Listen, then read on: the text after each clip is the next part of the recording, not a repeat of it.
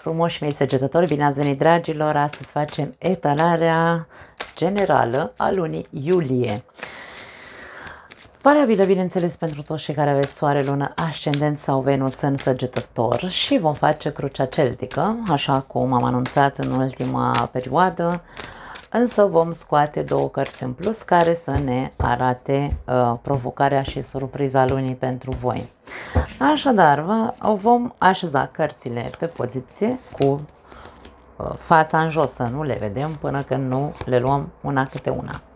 Energia ta, 6 de spade. Ok. 6 de spade este o carte foarte pozitivă pentru că ne arată faptul că în sfârșit ajungi la liman.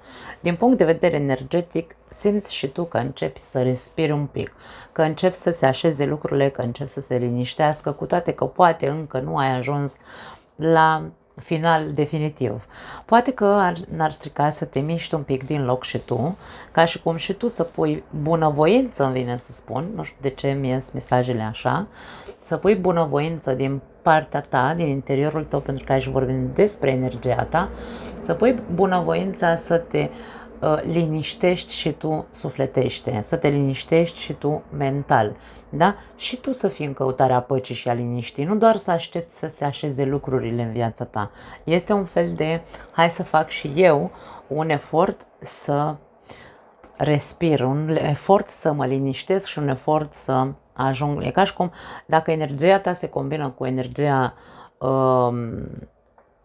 din exteriorul tău, să spunem așa, este mult mai potentă și probabil că vei ajunge mult mai repede la această liniște și pace de care ai nevoie. Avem ca situație soarele. Vorbim despre evenimente pozitive în viața ta în această lună iulie, vorbim despre eliberare, vorbim despre vindecare pentru alții dintre voi, vorbim despre fericire, vorbim despre succes. Hai să vedem. Cu ce vine soarele aici?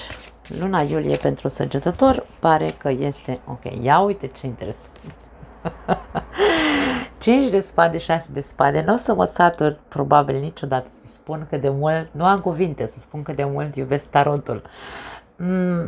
5 de spade, 6 de spade, o secvență, două cărți una după alta, și la Scorpion a ieșit această secvență.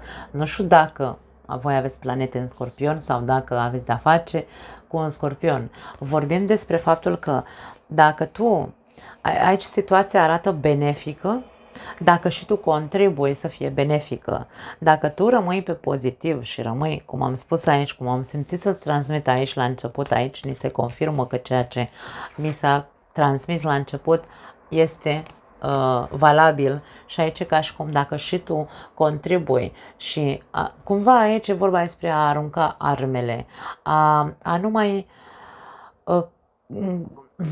nu mai continua să spui focusul, pentru că soarele înseamnă lumină. Dacă eu mă focusez doar pe luptă, da? Ca și cum, Doamne, viața e grea, viața e complicată, nu știu, habar n-am, totul e complicat așa, pentru că eu mă stresez, cum pretind să ajung să se termine problemele din viața mea? Asta este combinația, da? Asta este ceea ce ne transmite această combinație.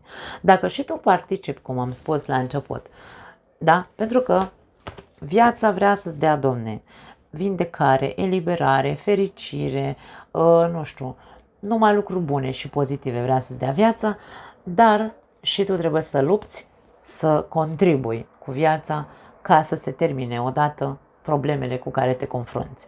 Cam asta este, e foarte simplu, da, e ușor de zis, nu e la fel de greu de făcut, e nevoie doar de voință. Soarele ne dă voință, da?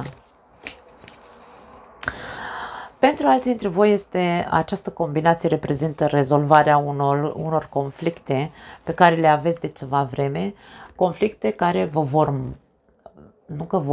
v-au marcat deja, da? E ca și cum nu se mai termina o vrajbă între mine și cineva, da? Și aici e vorba despre, ok, în sfârșit, aici, în luna iulie, pare că iese soarele și pe strada ta și se termină conflictele.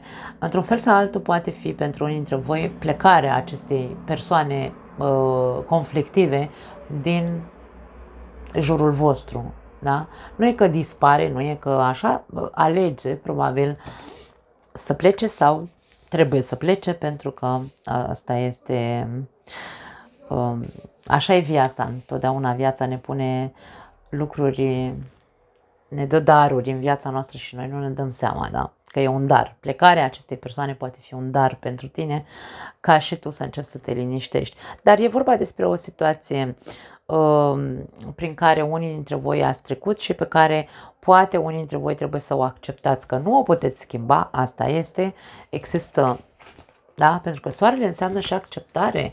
Noi putem să vorbim aici cât vreți voi de fericire, succes și bla bla bla ce se spune despre cartea soarelui, însă are foarte multe înțelesuri. Și eu încerc să pun în cuvinte ceea ce îmi transmite combinația respectivă în momentul în care fac citirea, interpretarea. Însă am momente când, ca și cum am foarte multe variante în capul meu și încerc să dau cât mai multe variante ca să puteți să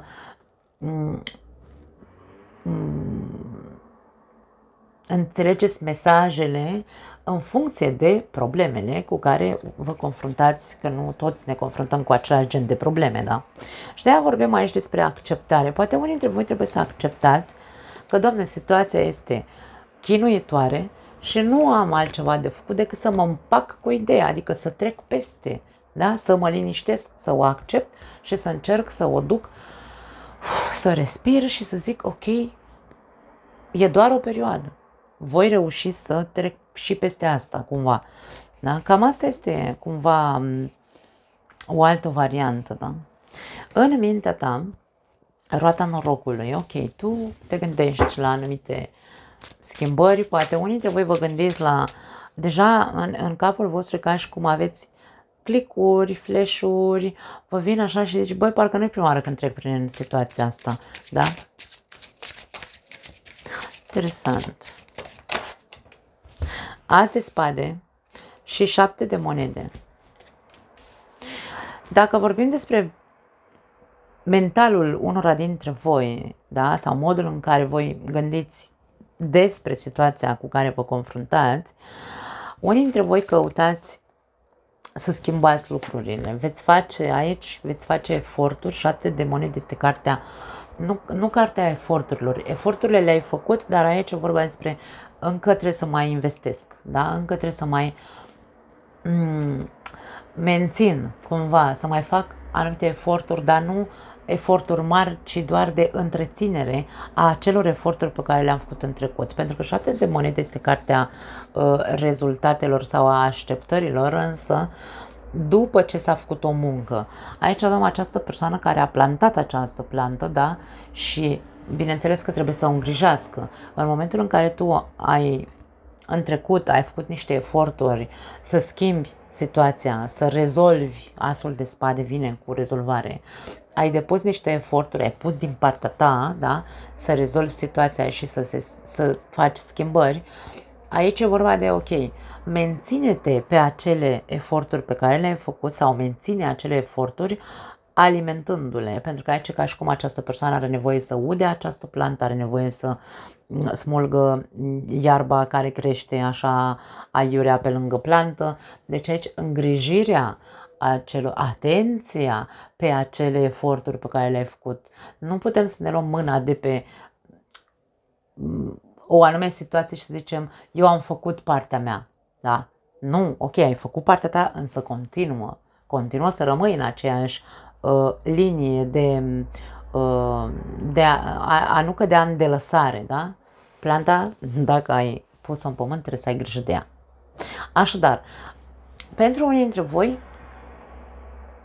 mintea voastră stă la rezultate pozitive, mintea voastră stă la a schimba anumite lucruri. Poate da, e ok să faci anumite schimbări, e nevoie să vezi lucrurile, probabil să analizezi mult mai mult și să vezi ce schimbări pozitive poți să faci în așa fel încât situația să devină mai ușor de digerat sau într-adevăr să ai câștig de cauză sau într-adevăr să o rezolvi, da? Pentru o altă parte din săgetători, aici aș putea să spun că sunteți cei despre care vorbeam, că observați, aveți flash-uri așa și observați Mă, parcă am mai văzut eu, parcă am avut un deja vu. Poate nu e prima oară când treceți printr-o situație de genul ăsta, da? Aici.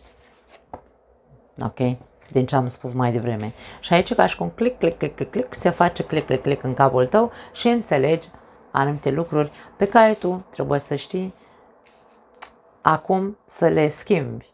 Da? Dacă înainte nu depuneai foarte multă atenție pe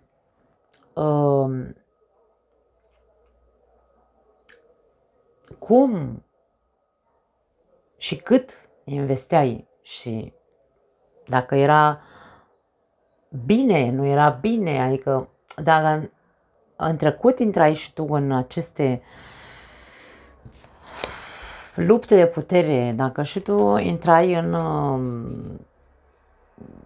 contradicții cu ce era negativ în viața ta, da? Și tu aveai această stare de răzvrătire interioară și acum îți face click, zici ok, stai așa, că trebuie să schimb ceva. Unde trebuie să schimb? La mine. De ce nu? Poate că trebuie să învăț să am mai multă răbdare cu mine, poate trebuie să învăț să am mai multă răbdare cu viața, nu? Lucrurile nu se rezolvă de pe o zi pe alta. Dacă am putea să rezolvăm de pe o zi pe alta, poate că n-am învățat nimic din această viață și practic noi pentru ce venim pe acest pământ? Pentru a experimenta. Asta e. Bineînțeles că fiecare dintre noi experimentăm și lucruri pozitive sau bune și mai puțin bune în anumite circunstanțe, în anumite momente a vieții noastre, însă asta nu înseamnă că trebuie să rămânem în buclă, pentru că aici și în momentul în care apar flash-urile trebuie să luăm atitudine.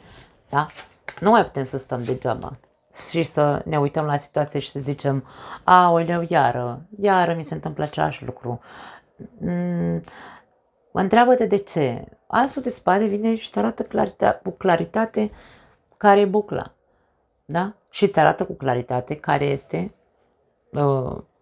soluția. Soluția nu mai este să stai degeaba și să te întrebi de ce mi se întâmplă din nou. Soluția este să iei atitudine, să observi, să fii un bun observator și să-ți pui mintea la contribuție să schimbi acest aspect la tine. Că stai și te întrebi de ce mi se întâmplă același lucru din nou. Da. Interesant. În subconștient, împăratul. Împăratul e o energie foarte interesantă. Marea preoteasă, wow! Și, mi-am agățat firul la microfon, și 3 de bâte.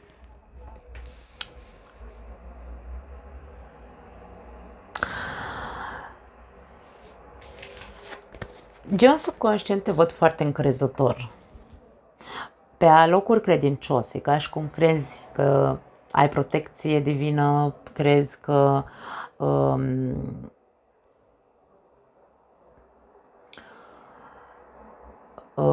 pe viitor o să se rezolve, o să fie bine, însă aici cu împăratul noi putem să credem și să fim credincioși, de exemplu, sau să credem cu tărie în ceva anume, să credem că situația se schimbă pe viitor, însă împăratul vine să ne spună ok, tu poți să crezi cât vrei, dar dacă tu nu reușești să-ți dai seama că bucla asta are legătură cu faptul că poate îți lipsește disciplina, că poate îți lipsește maturitatea în legătură cu lucrurile care se întâmplă repetitiv în viața ta. E o situație care se repetă în viața ta, nu contează despre ce e vorba. Că faci investiții proaste, că nu vezi anumite lucruri, că nu vezi că stai pe loc, că nu vezi că intri în conflicte aiurea. Nu contează, fiecare cu ce se repetă în viața lui. Aici împăratul vine, împăratul ăsta vrea să sară. Împăratul vine să ne arate imaginea faptului că tu poți să fii cât de încrezător vrei în viață dacă nu implementezi și disciplina și maturizarea cu greu poți să ai doar speranța divină că Dumnezeu le așează pe toate. Nu, nu mai poți să stai degeaba. Da? Deci aici este foarte clar că aceste cărți ne arată că tu nu mai poți să stai să pierzi timpul, ci trebuie să înveți să te miști către a-ți construi, da? A-ți construi acel viitor pe care tu crezi că îl vei obține, însă nu doar folosindu-ți credința sau încrederea în tine, ci și a depune eforturi, a te mișca din loc. Da? Pentru cei din prima variantă în care aici, situația este alta, nu este acea repetitivitate, dacă voi aici în mintea voastră conștientă știți că trebuie să găsiți o soluție și soluția este întâi și întâi să fii foarte analitic, îmi vine să spun, și să înveți să ai răbdare. Aici, în subconștient, împăratul îți dă acea energie de încredere, de putere, de a te ține în frâu și a nu te mai agita, da? Îți dă puterea, sau îți dă, nu știu dacă neapărat putere, îți dă acea încredere totală că e ok, e o perioadă urâtă, însă nu ai de ales, trebuie să ai răbdare. Punct. Asta îți arată, într-un fel sau altul, energia împăratului. În combinație cu Marea Preoteasă și cu treiul de bâte, poate că aici n-ar strica să începi să crezi că poți, că ai puterea să vizualizezi cum lucrurile se desfășoară sau se vor așeza într-un fel sau altul așa cum trebuie. Aici e vorba despre puterea credinței. Pentru că nu toți săgetătorii sunt credincioși sau nu credincioși, mă refer la religie, da? Sau că vezi, da, te duci la biserică. Nu, credința e înăuntru nostru, dragii mei. Și nu toată lumea are credință, da? Sunt foarte multe persoane care își pierd toată credința și în viață, și în ei înșiși, și în orice altă filozofie, da?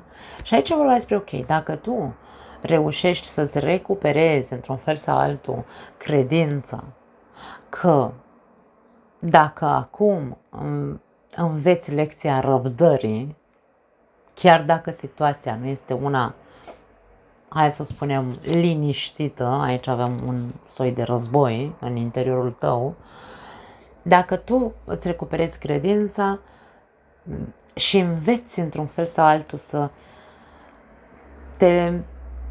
vine să spun să te educi, pentru că împăratul vine cu disciplină și când vorbim despre disciplină, e vorba despre, ok, trebuie să încep și eu să implementez credința și vizualizarea ca vizualizarea viitorului meu să fie ca viitorul meu să fie plin de lumină, da, pace, lecții învățate, implementarea disciplinei, maturitate și așa mai departe. Foarte filozofică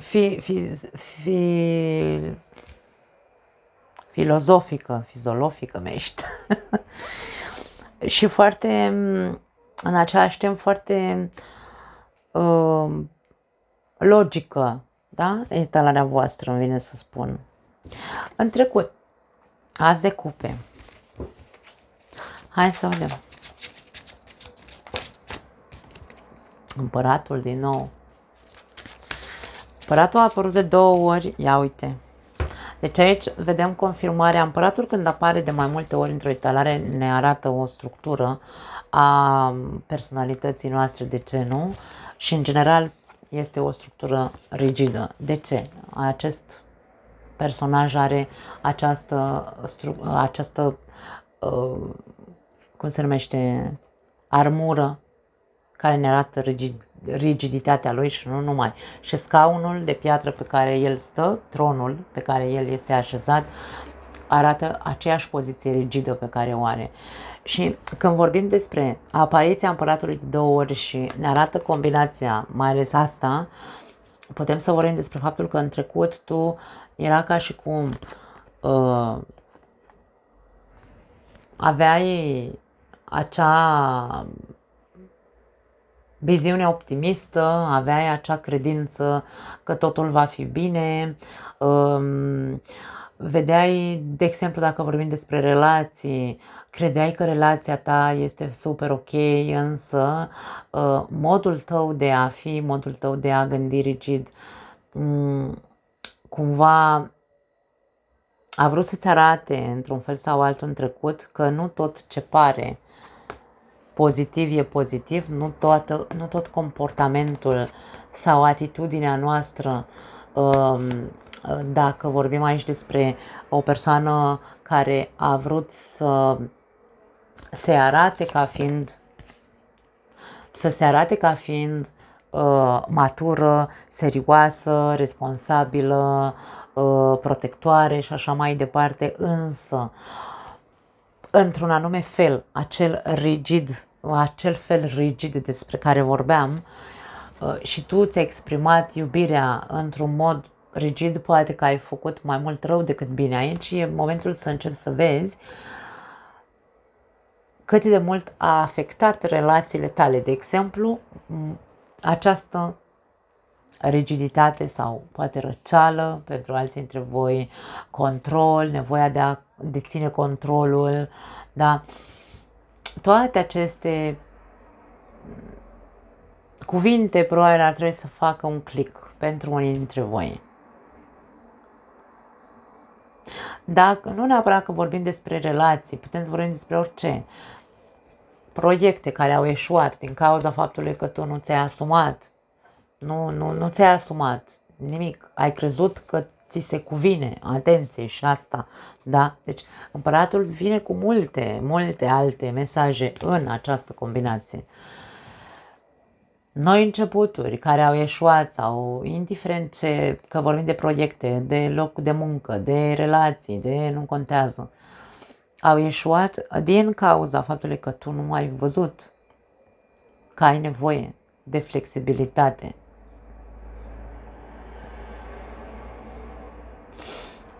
Și insist de maturizare, nu știu, aici simt o chestie de maturitate emoțională pentru unii dintre voi. În viitor, 4 de spade. 4 de spade, cartea meditației, în principiu. 6 de monede. Dar nu acea meditație de te pui în poziție de loto și meditezi, nu. Meditație de gândit. Ar trebui să-ți dea de gândit ceva, da? Nu, greșit spus, ar trebui să-ți dea de gândit. E momentul să începi să te așezi și să gândești ce se întâmplă. De ce? De ce și cum poți să ajungi aici la liman? 4, 5 și 6 de spade. Faptul că nu ai meditat asupra anumitor lucruri au adus, sau poate n-ai făcut lucrurile cum trebuie în trecut, da? Nu le-ai meditat cum trebuie, pașii nu au fost bine făcuți, au adus un soi de război în viața ta sau, nu știu, agitație, din care tu trebuie să înveți cum să ieși acum. Așadar, ne întoarcem înapoi,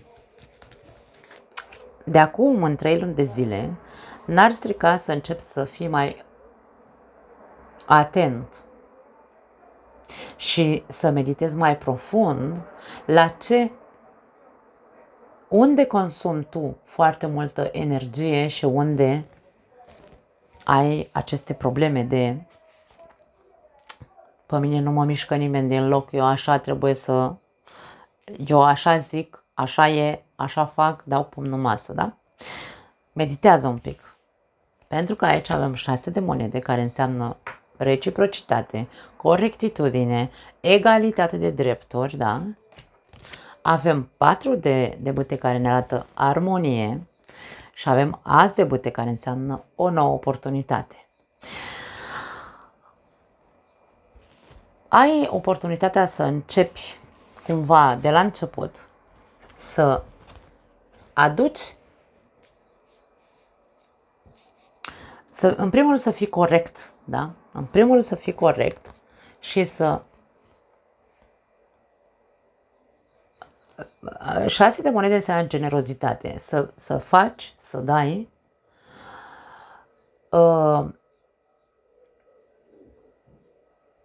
să oferi.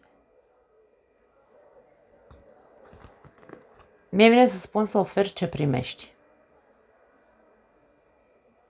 Ca tu să fii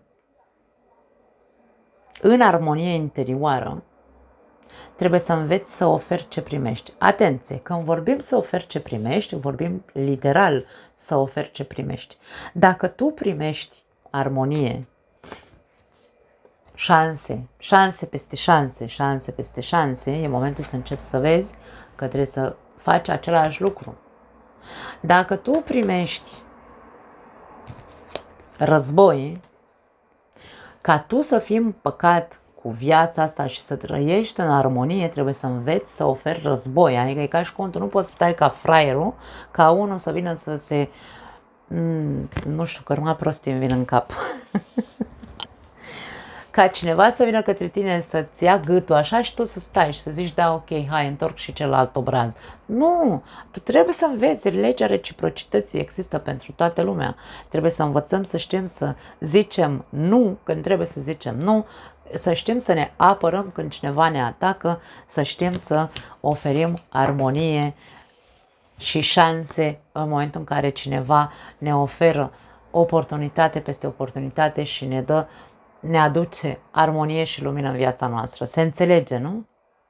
Cam asta este ceea ce tu trebuie să începi să observi și trebuie să începi să meditezi asupra acelor lucruri pe care le primești. Ce primești? Ca să știi cum trebuie să înveți și tu să oferi în reciprocitate, indiferent de ceea ce primești, da? N-ai cum să-ți recuperezi echilibrul în viața ta și să trăiești în armonie și în păcat și să o iei cumva, să începi viața de la zero, dacă nu înveți această lege a reciprocității. Provocarea. Pași de spade. Ești provocat să înveți. Cavaler de monede.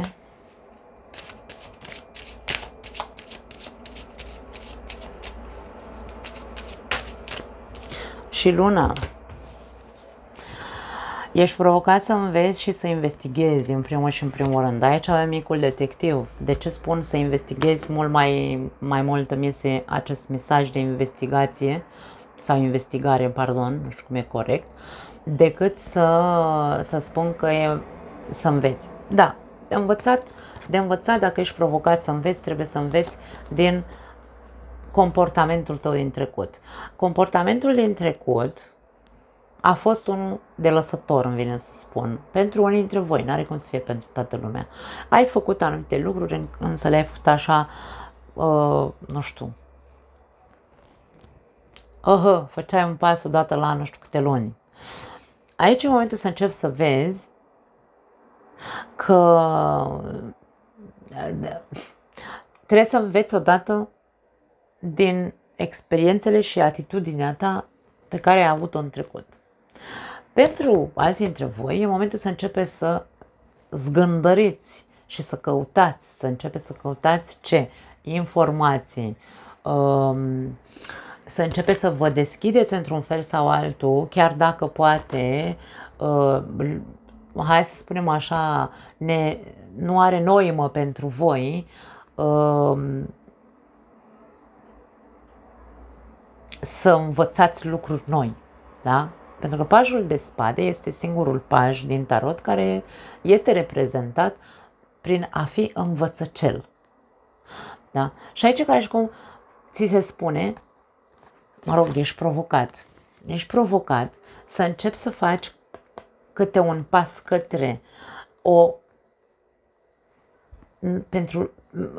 către noi învățături sau învățăminte sau cunoaștere, dacă vrei, care chiar dacă în momentul de față, ca și cum, Doamne, ce să mă apuc eu să învăț acum că n-are nicio noimă? Cu ce mă ajută pe mine să învăț lucruri noi? Ei bine, aș putea să spun că această combinație îți dă răspunsul și îți spune că cu ce te ajută să înveți lucruri noi este să te, de ce nu să te cunoști pe interior, de ce nu să scoți la suprafață poate anumite traume, să înveți să te conectezi cu intuiția ta, să fii un pic mai deschis, să ai mai puține frici, da? Ca și cum, într-un fel sau altul, ăsta este răspunsul. E foarte bine să învățăm constant în această viață, constant. Aici vorba despre, nu trebuie să intri pe internet și să începi să cauți mamă, cine știe ce cursuri și nu. Încet, dă-ți voie, fă doar anumiți pași de cercetaș în a învăța lucruri noi. Surpriza. Steaua vine cu vindecare, vine cu liniște sufletească, avem pajul de monede,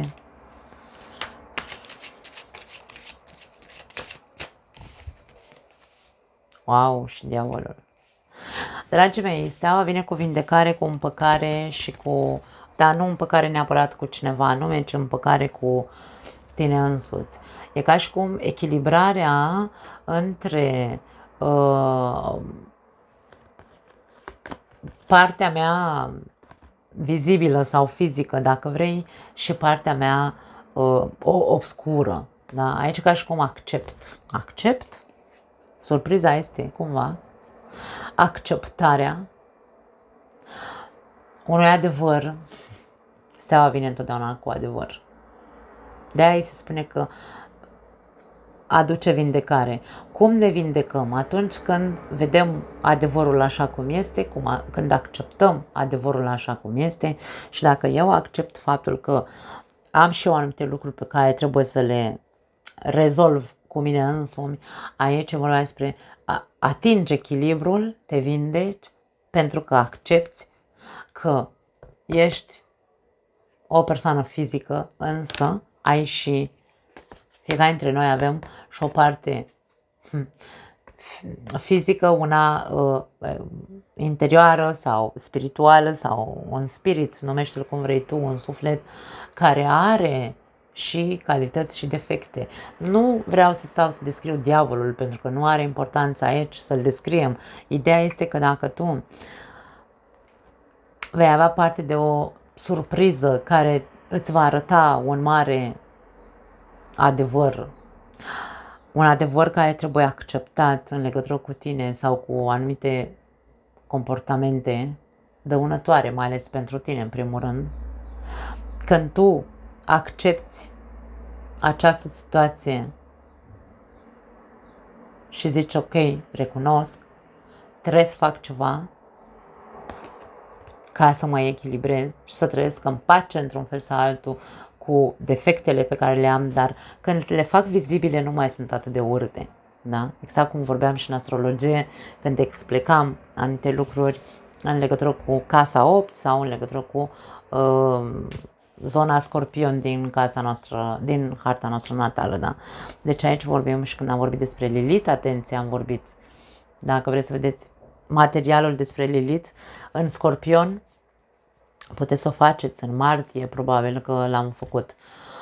Acum se va produce o vindecare și o dezlegare și o eliberare de anumite, hai să spunem, o acceptare. Da, se va produce o acceptare pentru cei care, bineînțeles, aici conștientizează că au nevoie să facă anumite lucruri în ceea ce îi privesc, da.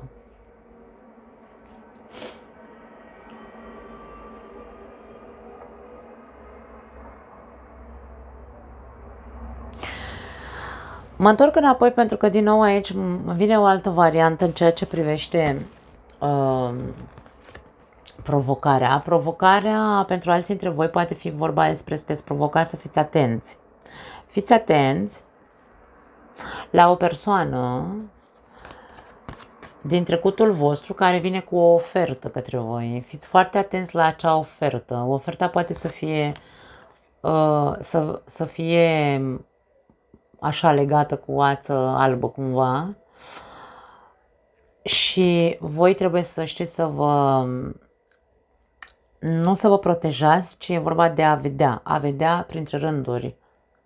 Nu știu dacă neapărat îți dă ceva fizic această persoană, poate fi. Când vorbim despre pajul de spade, putem să vorbim despre acte, documente și alte informații, dar acele informații trebuie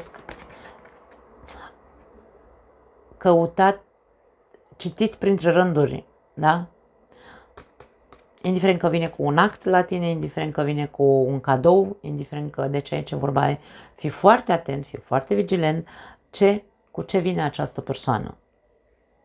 Că nu e cu lucru pozitiv. Există un interes probabil. Așadar, provocarea pentru unii dintre voi poate fi alta. Surpriza este, o altă variantă a surprizei, este că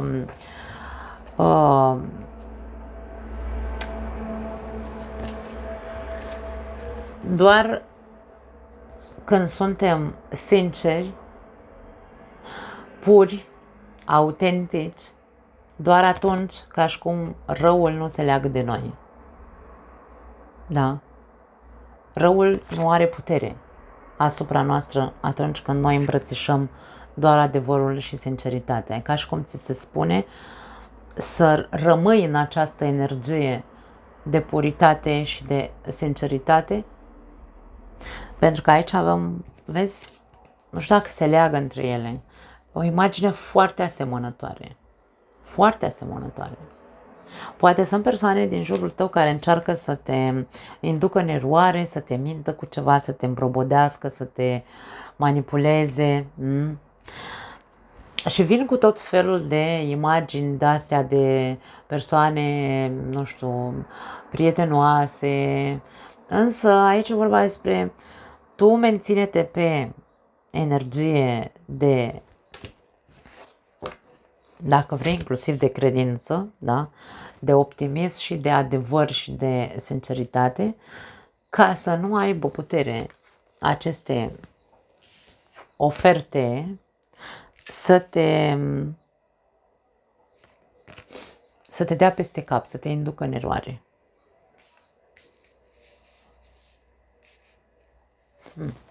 Concluzia. 10 de spade. 10 de spade poate fi un final a unei perioade complicate. 9 de spade.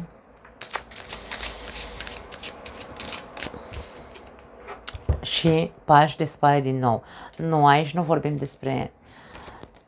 Da, îmi pare rău să spun că nu este vorba despre terminarea unei perioade. Pentru unii dintre voi poate fi terminarea unei perioade agitate și complicate, da. Însă, această situație nu va ajunge la un final doar pentru că puncte, ci pentru că tu trebuie să faci aici niște eforturi să îți micșorezi activitatea cerebrală pe negativ. Pentru că dacă tu nu vezi decât negru în viața ta, aoleu, am parte numai de probleme, aici ajungem să rămânem încă în probleme.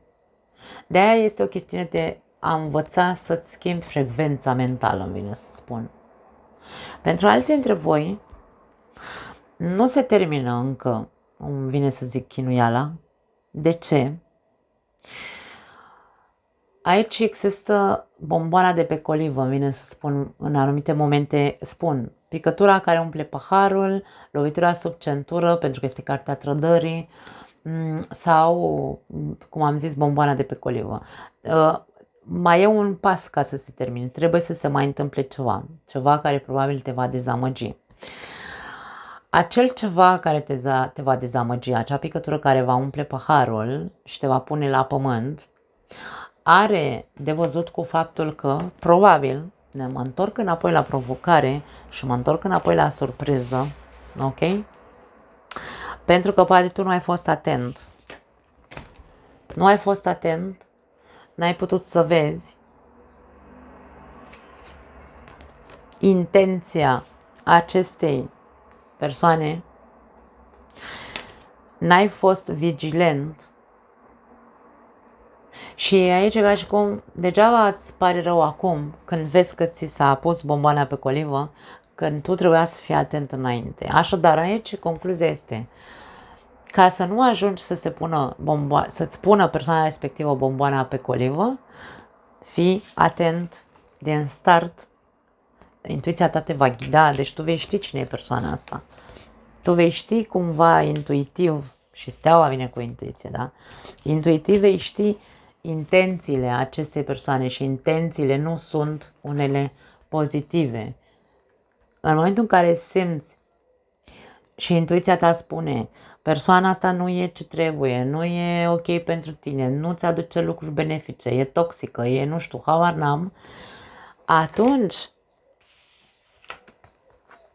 acest deznodământ nu va exista, îmi vine să spun. Pentru că vei ști de la început ce ai de făcut.